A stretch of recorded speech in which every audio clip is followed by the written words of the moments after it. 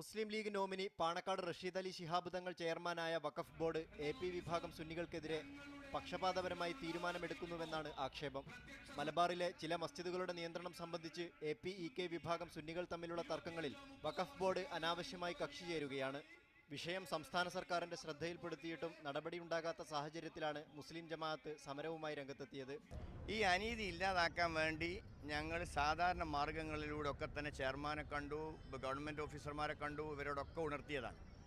എന്നിട്ട് പോലും യാതൊരു മാറ്റം അവരുടെ ഭാഗത്തു നിന്നുണ്ടാകുന്നില്ല. ഇനി ഇവിടുന്ന് അങ്ങോട്ട് നടക്കുന്ന അനീതി ഉണ്ടായോ ഞങ്ങൾ അതിനെതിരിൽ സമരമുറയുമായി മുന്നോട്ട് പോകും. സുന്നികൾ ഭൂരിപക്ഷമുള്ള മഹല്ലുകളിൽ സുന്നികളല്ലാത്തവർക്ക് ഭരണം ലഭിക്കും വിധം ബോർഡ് ഇടപെടുകയാണെന്നും പ്രതിഷേധക്കാർ ആരോപിച്ചു.